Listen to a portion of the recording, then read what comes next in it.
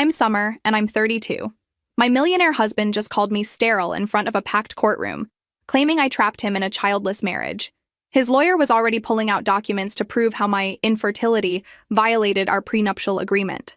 Christian sat there in his $1,000 suit, playing the devastated husband, whose dreams of fatherhood had been crushed by his defective wife. The judge looked sympathetic. The gallery was eating it up. And me?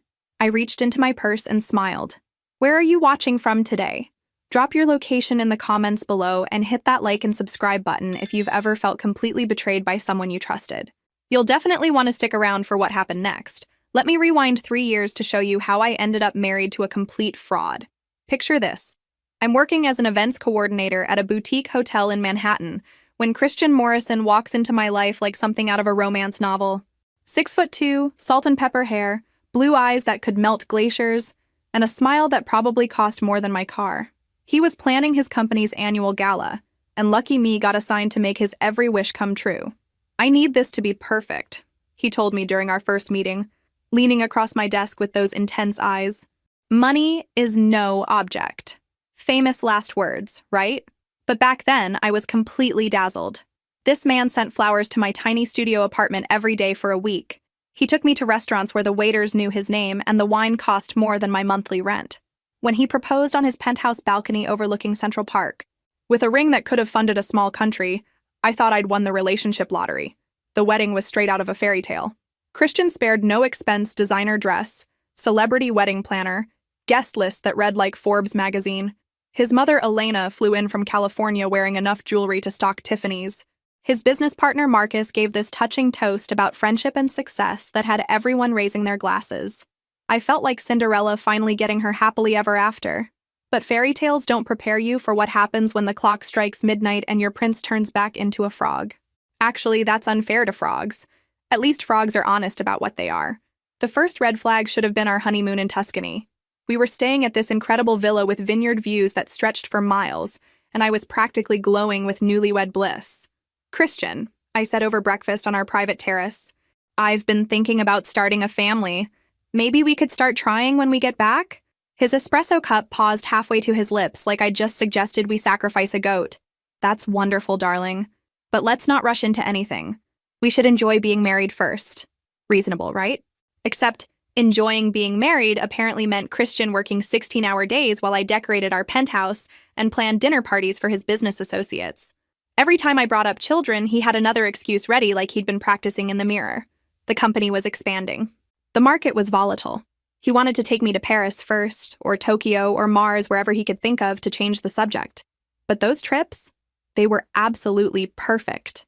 Christian would transform back into Prince Charming. He'd hold my hand as we toured the Louvre, kiss me on the Brooklyn Bridge at sunset, post romantic photos on social media with captions about his beautiful wife. His followers ate it up, commenting about relationship goals and asking when we'd have little ones.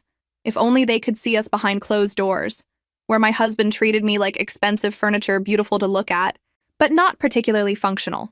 The moment we'd return from any trip, Christian would disappear faster than my hopes for our marriage. His office became his sanctuary, the gym became his second home, and our bedroom felt like a museum, beautiful, but completely untouchable. When I'd try to initiate any kind of intimacy, he'd suddenly remember an urgent email that required his immediate attention. Because apparently, market fluctuations can't wait for your wife to feel loved. I started making excuses for him like it was my part-time job. Successful men have demanding schedules, I told myself. He's building an empire, and that takes sacrifice. But late at night, staring at the ceiling of our king-sized bed while he slept with his back to me, I couldn't shake the feeling that something fundamental was wrong. And by something, I mean everything. My friend Rachel, a nurse who'd known me since college, was the first person to call out the obvious. "Summer, you look exhausted," she said during one of our monthly brunches, studying my face like I was one of her patients. "When's the last time you and Christian had a real conversation?" "We talk all the time," I protested, but even I could hear how hollow that sounded. It was like saying we breathed the same air. So obviously we were communicating. About what? His work? Your social calendar? When's the last time he asked how you're feeling about anything that actually matters to you? I couldn't answer because I couldn't remember. Christian had mastered the art of conversation without actually communicating like a politician, but with better hair and worse intentions. He'd ask about my day while scrolling through his phone. He'd compliment my appearance for public consumption. But in private, I might as well have been wallpaper. The breaking point came on our second anniversary.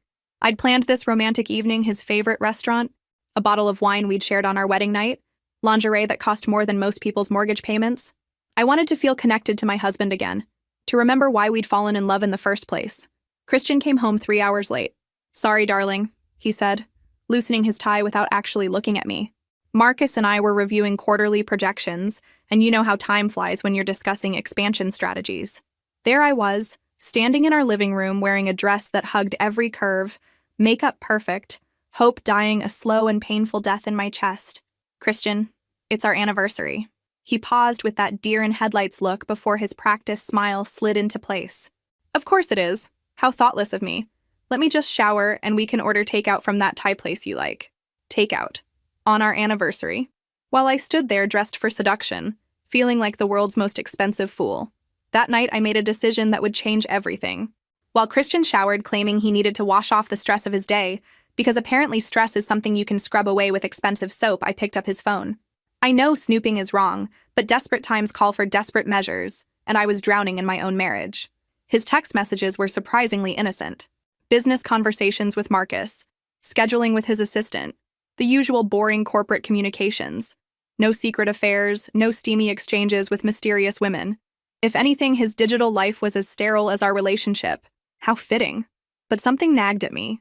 The way he and Marcus texted felt different. Comfortable in a way that Christian never seemed with me anymore.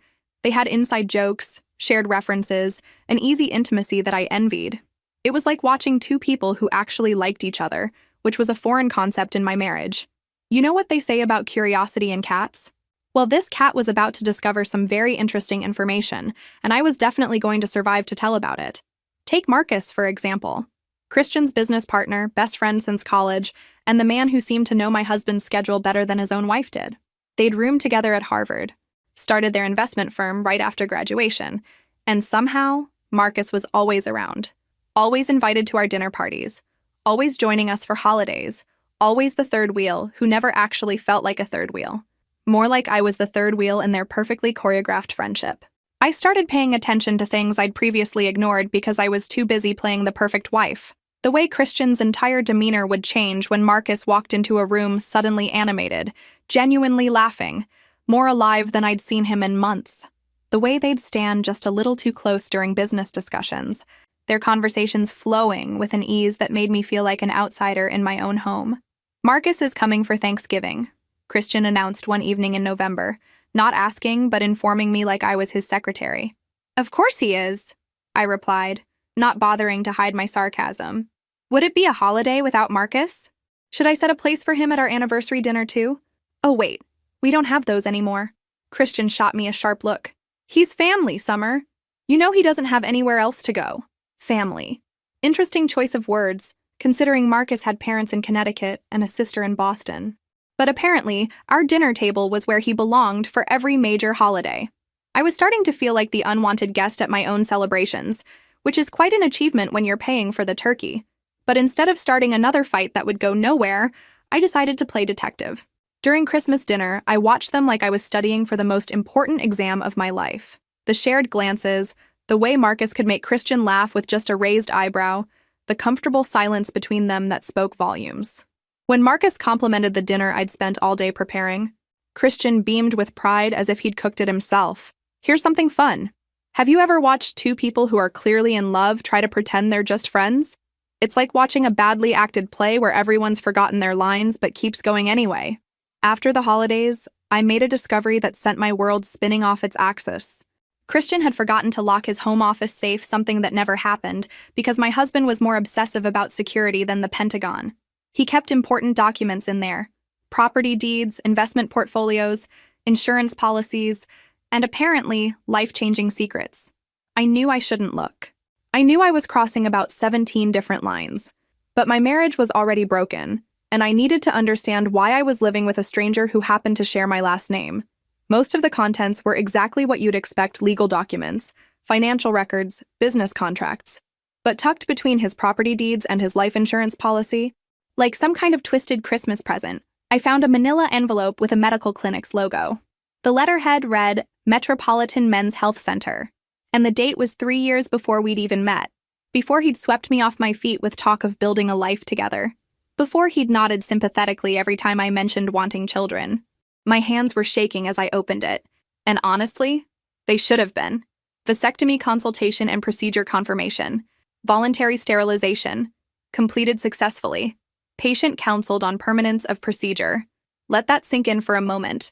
My husband had me believing I was broken while he'd literally made sure we could never have children.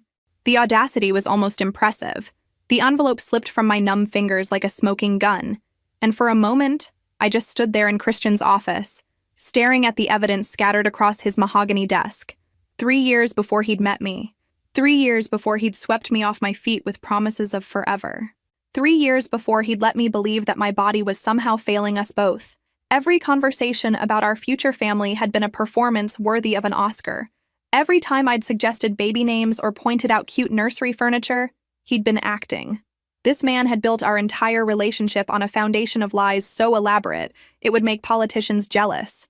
I photographed the documents with my phone, my hands still trembling with a combination of rage and vindication. Then I carefully returned everything to its exact position in the safe, because if Christian thought he was the only one who could play the long game, he was about to get a very rude awakening. The next few weeks were pure torture. I sat across from Christian at dinner, making small talk about his day, while inside I was screaming loud enough to wake the dead. I watched him chat with Marcus about their latest business ventures, and suddenly their relationship took on a completely different dimension. Had Marcus known about the vasectomy? Was he part of this elaborate deception too? Of course he was. You don't share a dorm room, start a business, and maintain a decades-long friendship without knowing your partner's medical history, especially when that medical history directly impacts the woman he's married to. "You seem distracted lately," Christian observed one evening, not looking up from his tablet as he scrolled through emails like the caring husband he pretended to be. "Just tired," I replied, wondering how he could be so oblivious to the fact that I'd uncovered his lies. But then again, Christian had always been excellent at seeing only what he wanted to see. It's a useful skill when you're living a double life. The final piece of the puzzle fell into place during a dinner party we hosted for some of Christian's business associates. I was playing the perfect hostess, as always, when I noticed something that made my blood run cold. Marcus was adjusting Christian's tie, an intimate gesture that lasted just a beat too long. Their eyes met, and in that moment, I saw something that explained absolutely everything. Love, not friendship, not business partnership, but genuine, deep, romantic love. I excused myself to the kitchen and gripped the marble countertop until my knuckles turned white. How long had they been together? Had their relationship started in college? Or was it something that developed over years of building their business empire together? More importantly, why had Christian married me if he was in love with someone else? The answer was probably sitting right there in that manila envelope, wasn't it? The vasectomy, the marriage to a woman who desperately wanted children, the prenuptial agreement I'd signed without reading carefully because I'd been blinded by love and expensive jewelry, it all added up to something calculated and cruel. Christian had married me as a cover, a beautiful, successful wife to parade around while he lived his real life with Marcus. And when our childless marriage inevitably failed because I couldn't get pregnant, he'd be able to keep his fortune intact while playing the victim of a defective woman who couldn't give him the heir he wanted. It was actually brilliant, in a completely sociopathic way. I almost had to admire the planning involved. Almost. I started doing research like my life depended on it, because frankly, it did. Real research. Not just connecting dots and drawing conclusions like some discount detective. I hired a private investigator, a woman named Detective Sarah Chen, who specialized in matrimonial cases and had the kind of track record that suggested she'd seen every flavor of marital deception imaginable.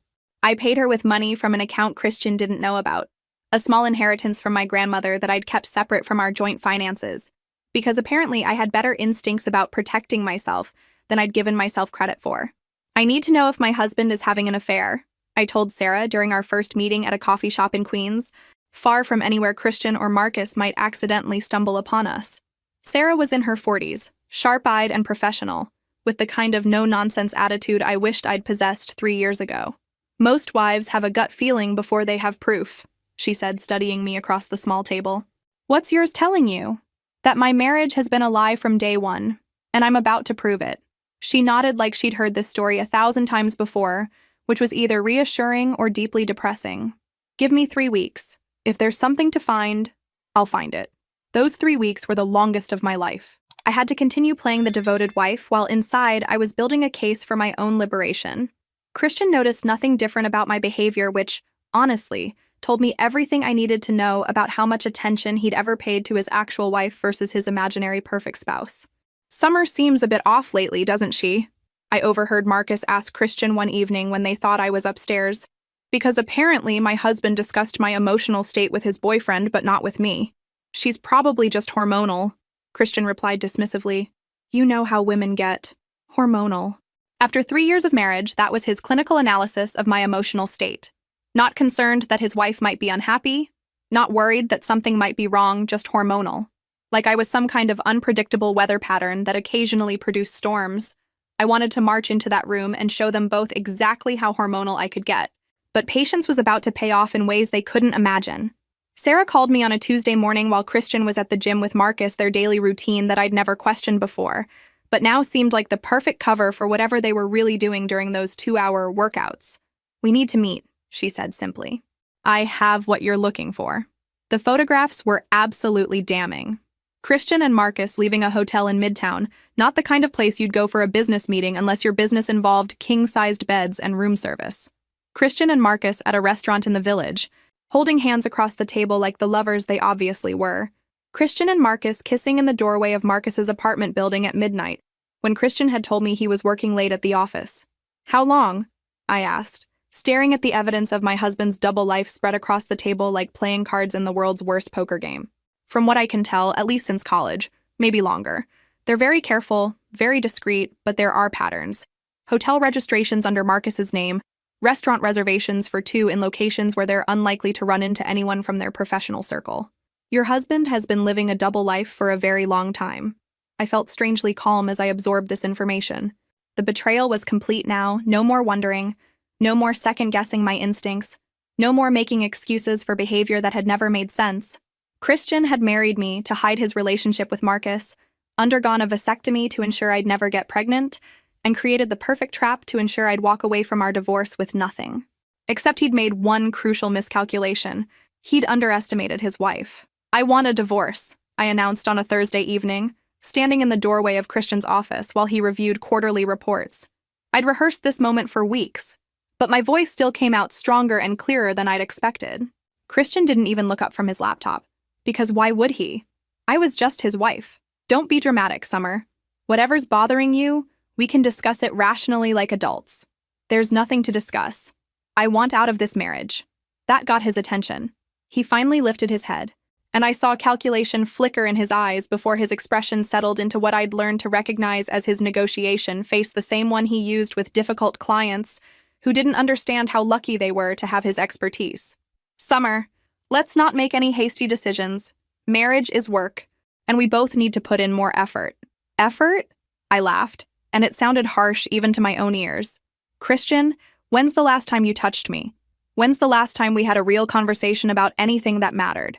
When's the last time you treated me like a wife instead of an expensive accessory that looks good at company parties? He stood up, moving around his desk with the kind of predatory grace that had once made my heart race and now just made me angry. You're being emotional. This is exactly the kind of reaction that makes productive communication impossible. I'm done communicating. I've filed the papers. You'll be served tomorrow morning. The mask slipped then, just for a moment, and I saw something cold and calculating in his expression. The real Christian, the one who'd planned this entire charade from the beginning. You might want to reconsider that decision, Summer. Remember our prenuptial agreement.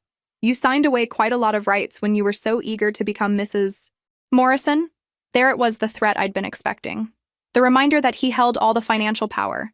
That he'd structured our marriage to ensure I'd be left with nothing if I ever tried to leave. Christian had always been thorough in his planning. It was one of the qualities I'd once admired about him. I remember, I said calmly. I also remember the clause about fault-based divorce and the provision for spousal support in cases of adultery or fraud. His confidence wavered slightly, like a crack appearing in expensive marble. I don't know what you think you know, but I know about Marcus. The words hung in the air between us like a live wire, crackling with dangerous energy. Christian's face went completely blank, that expressionless mask he wore when he was calculating his next move in a high-stakes negotiation. I don't know what you mean by that. Of course you don't. I turned to leave, then paused in the doorway for my exit line. Oh, and Christian, you might want to call your lawyer. You're going to need the best legal team money can buy. Trust me on this one. The divorce proceedings were exactly as brutal as I'd expected. Christian hired the most expensive legal team in the city, men in $1,000 suits, who specialized in protecting wealthy men from their inconvenient wives. They filed motion after motion, questioning my mental state, my financial contributions to the marriage, my fitness as a spouse. But they made one crucial mistake. They assumed I was the same naive woman who'd signed that prenuptial agreement 3 years ago. The preliminary hearing was scheduled for a Tuesday morning in family court. I arrived early, dressed in a navy suit that projected competence and respectability, while Christian's lawyers had requested a closed hearing. Somehow the media had gotten wind of the case. Morrison Investment Group was well known in financial circles, and wealthy men's messy divorces always made excellent copy. Christian arrived with his legal team and Marcus, who was there as moral support and business partner. They huddled together at their table, whispering strategies and shooting confident glances in my direction, like they were planning a hostile takeover. I sat alone with my lawyer, a smart woman named Jennifer Walsh, who specialized in David versus Goliath cases and had never lost to a Goliath yet. Are you ready for this? Jennifer asked quietly. I patted my purse, feeling the weight of the manila envelope inside. I've been ready for months. The hearing began with Christian's lawyer painting him as the devoted husband whose wife had become increasingly unstable and demanding. They presented our prenuptial agreement with the flourish of magicians pulling rabbits from hats, highlighting the clause that would leave me with minimal assets if our marriage ended due to my inability to provide children. My client entered this marriage with the express understanding that he and Mrs. Morrison would start a family, his lawyer intoned like he was delivering a eulogy. When it became clear that Mrs. Morrison was unable to fulfill this essential aspect of their marital agreement, the relationship deteriorated beyond repair. Unable to fulfill. The word choice was deliberate, designed to make me sound defective, broken, less than a real woman. I felt every eye in that courtroom assessing me, wondering what was wrong with me that I couldn't give my husband the child he wanted. It was actually quite a performance, I almost believed it myself. But then Christian's lawyer made his fatal mistake. He looked directly at me with that smug smile that said he thought he'd already won. Furthermore, Your Honor, medical evidence will show that Mrs. Morrison is in fact infertile. My client has endured 3 years of false hope while his wife concealed her condition, making conception impossible. The silence in that courtroom was deafening. You could have heard a pin drop as Judge Harrison stared at Christian, waiting for an explanation that wasn't coming. Christian's face had gone from confident to pale to green in about 30 seconds, quite the transformation for someone who usually controlled every room he entered. Your Honor, I said, standing up despite Jennifer's surprised look. I have evidence I'd like to present to the court. I walked to the judge's bench, my heels clicking on the marble floor like a countdown timer, and placed that beautiful manila envelope in his hands. The courtroom was silent except for the rustle of paper as he opened it and examined the contents. The vasectomy records, the private investigator's photographs, bank statements showing hotel charges and restaurant bills for Christian's secret dates with Marcus. Phone records documenting late-night calls between them while Christian was supposedly working late. Judge Harrison's expression grew darker as he reviewed each piece of evidence. Finally, he looked up, his gaze moving from Christian to Marcus to me like he was watching the world's most expensive tennis match. Mr. Morrison, he said, his voice carrying the weight of judicial authority and barely contained disgust, would you care to explain these documents? Christian's lawyer jumped up like his chair was on fire. Your Honor, we weren't prepared to address these allegations today. We request a continuance to properly review these documents and prepare our response. Allegations? Judge Harrison's eyebrows shot up as he held up one of the photographs. This appears to be your client kissing another man outside an apartment building. Are you suggesting this is somehow fabricated? I watched Christian's world crumble in real time, and honestly, I should probably feel guilty about how satisfying it was. But after 3 years of being made to feel like I was the problem, like I was broken and insufficient, watching him squirm felt like justice served with a side of karma. Marcus had gone completely white and was staring at his hands like they held the secrets of the universe. The man who'd been so comfortable playing the concerned business partner was suddenly very interested in the floor tiles. Your Honor, Jennifer stood up, these documents clearly show that Mr. Morrison has been living a double life throughout his marriage to my client. The vasectomy records prove he never intended to have children, making his claims about my client's alleged infertility not just false, but deliberately fraudulent. The judge flipped through more photographs, his expression growing more disgusted by the minute. This court has seen many cases of marital deception, but this level of premeditation is particularly disturbing. Mr. Morrison appears to have deliberately married Mrs. Morrison as a cover for his relationship with, Judge Harrison glanced at his notes, Marcus Delacroix, then structured their prenuptial agreement to ensure she would receive nothing when the inevitable divorce occurred due to his own voluntary sterilization. Christian finally found his voice, though it came out as more of a croak. Your Honor, my relationship with Marcus is purely professional. Mr. Morrison, the judge's voice was ice cold. I strongly advise you not to commit perjury in my courtroom. The evidence before me suggests otherwise, and I've seen enough court cases to recognize a lie when I hear one. The media section was frantically scribbling notes. I could already see tomorrow's headlines. Investment mogul's secret life exposed, and Millionaire's marriage was elaborate fraud. Christian's carefully constructed public image was disintegrating faster than a sandcastle in a hurricane, and I had front row seats to the show. In light of this evidence, Judge Harrison continued, I'm ruling that the prenuptial agreement is void due to fraud. Mrs. Morrison entered this contract under false pretenses, believing she was marrying a man who shared her desire for children, when in fact, Mr. Morrison had deliberately made conception impossible. Christian's lawyer looked like he'd been slapped with a wet fish. Your Honor, we respectfully request. Furthermore, the judge's voice cut through the courtroom like a blade. I'm awarding Mrs. Morrison 50% of all marital assets, including the primary residence, vacation properties, and a substantial portion of Morrison Investment Group. 50% of everything, including the penthouse where I'd spent 3 years feeling like a stranger, the Hamptons house where I'd hosted countless parties for his friends and business associates, and most importantly, a controlling interest in the company that had been Christian and Marcus's baby. Christian shot to his feet like he'd been electrocuted. Your Honor, that's impossible. The company is my life's work, which you built during your marriage using community property laws, Judge Harrison replied coolly. Your wife was entitled to transparency about your intentions and fertility status. Instead, you committed fraud on a scale that shocks this court's conscience. I could practically see the dollar signs evaporating from Christian's eyes. The man who'd thought he was so clever, so careful in his planning, had just lost everything because he'd underestimated the woman he'd married for appearances. It was almost poetic. The aftermath of that courtroom victory was swift and brutal. Within 48 hours, news of Christian's deception had spread through Manhattan's financial district like wildfire. The story had everything gossip-hungry socialites loved: secret affairs, financial fraud, and a wealthy man's spectacular downfall. Christian's business associates started distancing themselves immediately. Nobody wanted to be associated with a man who'd committed marriage fraud, especially not in a world where reputation was everything. Phone calls went unreturned, lunch invitations were rescinded, and suddenly Christian found himself persona non grata in the very circles where he'd once held court. Marcus bore the brunt of the professional fallout. Their investors, already nervous about the scandal, began pulling their money when they realized the company's 2 founding partners had been living a lie that made soap operas look understated. The man who'd helped build Morrison Investment Group from the ground up was suddenly toxic by association. I moved back into the penthouse while Christian packed his belongings like a defeated general retreating from battle.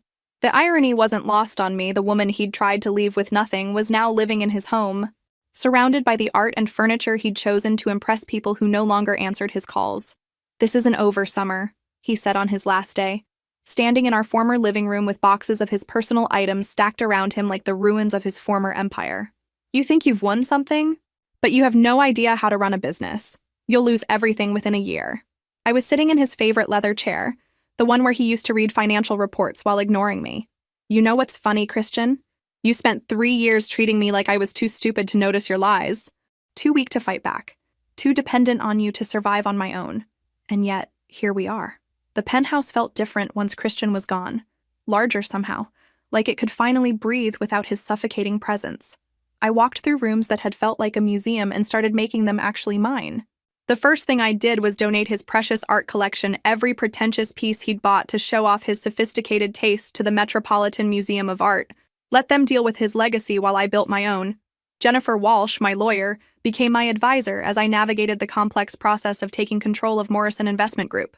The company was hemorrhaging clients and money like a sinking ship, but the bones of it were solid. Christian and Marcus had built something valuable, even if they'd destroyed its reputation with their personal drama. You have 2 choices, Jennifer explained during one of our strategy sessions. Sell your shares and walk away with enough money to buy a small island, or fight to rebuild the company's reputation and potentially make even more money in the long run. I thought about that for exactly 30 seconds. I didn't go through all this just to take the easy way out. Besides, I want to prove that this company can succeed without them. The first board meeting I attended as a major shareholder was memorable in all the best ways. These men who'd known me only as Christian's decorative wife suddenly had to take me seriously as a business owner. The adjustment was painful for everyone involved, but mostly for them. Mrs. Morrison, one of the board members said carefully, like he was diffusing a bomb, "We appreciate your enthusiasm, but managing an investment firm requires specialized knowledge and experience." "You're absolutely right," I agreed, with a smile that could have cut glass, which is why I'm bringing in consultants and advisors to help guide the transition. But make no mistake, I'm not going anywhere. This is my company now. Rebuilding Morrison Investment Group's reputation was like performing surgery on a patient who was bleeding out on the operating table. Every day brought new challenges. Clients threatening to leave, employees uncertain about their futures, competitors circling like vultures waiting to pick apart our remaining assets. But I had advantages that Christian never possessed. I understood people in ways he never bothered to learn. While he'd focused on numbers and profits, I'd spent years managing relationships, reading social dynamics, understanding what people really wanted versus what they said they wanted. Turns out those skills are surprisingly useful in business. My first major decision was rebranding. Morrison Investment Group became Meridian Capital Partners, a fresh start with no baggage from Christian's scandal. I hired a crisis management team, a new marketing firm, and most importantly, I brought in Rebecca Torres as CEO. Rebecca was everything I wasn't. Financial expertise, 15 years of experience running investment firms, and a reputation for turning around struggling companies. She was also a woman in a male-dominated industry who understood exactly what it felt like to be underestimated by men in expensive suits. "Why me?" she asked during our first meeting. "You could hire any number of experienced executives who'd probably work for less money and fewer questions." "Because you know what it's like to have everyone assume you don't belong in the room," I said. "And because when I researched your track record, I realized you're exactly the kind of person Christian would never have hired, which makes you perfect for what we're trying to build." Rebecca smiled at that. "You want to prove that the company can succeed without him. I want to prove it can succeed better without him." The first 6 months were brutal in ways I hadn't anticipated. We lost about 40% of our client base, had to lay off a third of our staff, and there were days when I wondered if Christian had been right about my ability to run a business. But slowly, gradually, we started attracting new clients who were intrigued by our story. Turns out, there were a lot of people who enjoyed the idea of investing with a company that had been built from the ashes of a fraud scandal. We marketed ourselves as transparent, ethical, and led by people who understood the real cost of deception. It was a compelling narrative, and more importantly, it worked. Marcus tried to reach out to me once, about 8 months after the divorce was finalized. He called my office, somehow got past my assistant, and caught me during a late evening when I was reviewing quarterly reports and wondering if I'd bitten off more than I could chew. "Summer, I wanted to apologize," he said, his voice heavy with guilt that was probably genuine. "I never meant for you to get hurt in all this." "But you knew I would be," I replied calmly, setting down my pen and leaning back in my chair.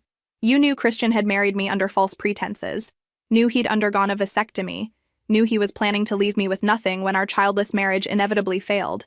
You knew all of that, and you participated anyway." "I love him," Marcus said simply. Like that explained everything and absolved him of all responsibility. "I know you do, but love doesn't excuse cruelty, Marcus, and what you both did to me was incredibly cruel. It was calculated, deliberate, and designed to destroy my life for your convenience." He was quiet for a long moment. "For what it's worth, I think Christian underestimated you from the beginning. He saw what he wanted to see, someone he could control and manipulate. He never saw how strong you really are." "No," I agreed. "He didn't. And that was his biggest mistake." 2 years after the divorce, Meridian Capital Partners wasn't just surviving, we were thriving in ways that would have made Christian's head spin. Our client portfolio had grown by 300%. We'd opened offices in Chicago and Los Angeles, and Rebecca had been featured on the cover of Financial Weekly as one of the industry's rising stars. But my real triumph came on a Tuesday morning when my assistant buzzed my office with unusual excitement in her voice. "Ms. Morrison, you have a visitor. A Mr. David Chen from Chen & Associates. He says it's about a business proposition that you'll find very interesting." David Chen turned out to be Sarah's brother, the private investigator who'd helped me gather evidence against Christian. Unlike his sister, David was a corporate acquisitions specialist who made his living buying and selling struggling companies like some kind of business vulture. "I have something I think you'll want to see," he said, sliding a folder across my desk with the satisfaction of someone delivering excellent news. "Morrison Investment Group is going up for sale." I opened the folder and felt a smile spread across my face that probably looked borderline predatory. Christian and Marcus's original company, the one they'd lost most of their clients and investors after the scandal, was now bleeding money and desperately seeking a buyer. The asking price was a fraction of what the company had been worth during its heyday. "They're asking $12 million, David explained. "Based on their remaining assets and client contracts, it's actually a decent deal for someone who knows how to turn around a damaged brand. $12 million.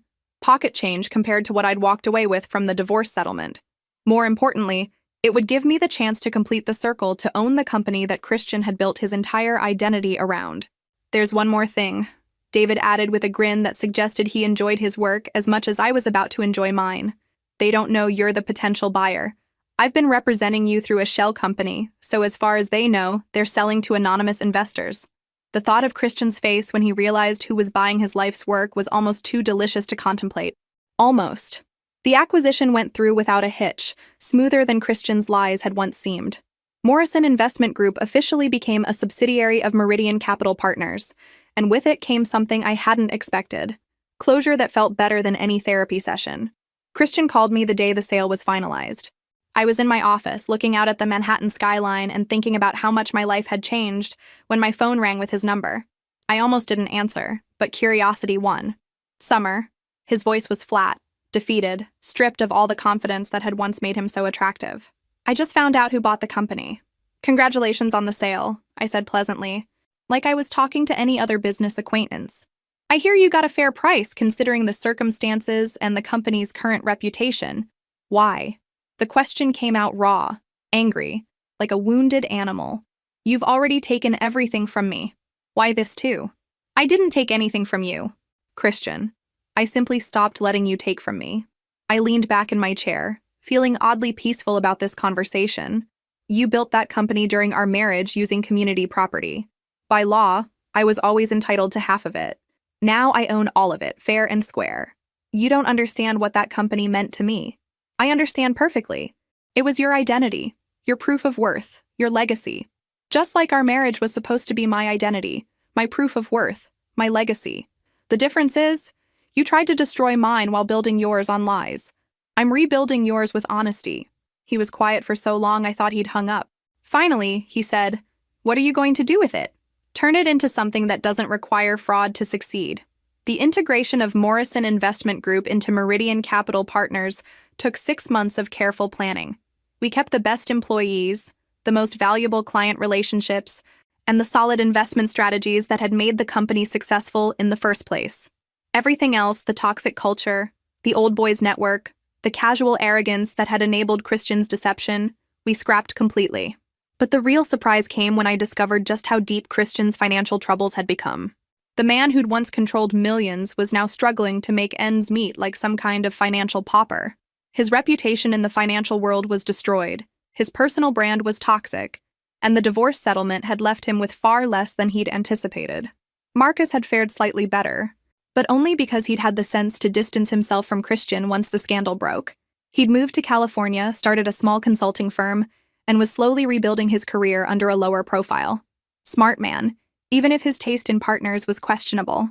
As for me, I was living in the penthouse that had once felt like a prison, running companies that generated more revenue than Christian had ever dreamed of, and for the first time in years, I felt like I could actually breathe.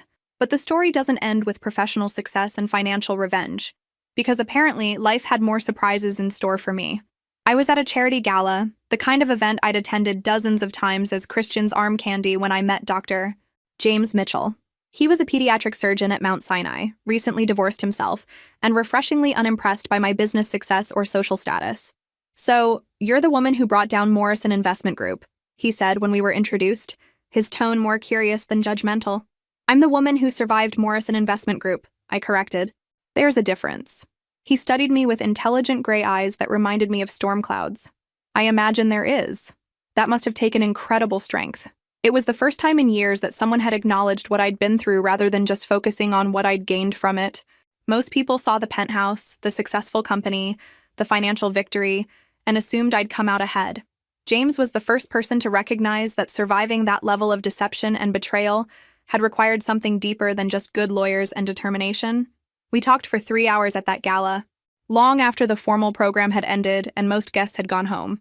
He told me about his work saving children's lives, about his own messy divorce from a woman who'd wanted a doctor's salary but not a doctor's schedule.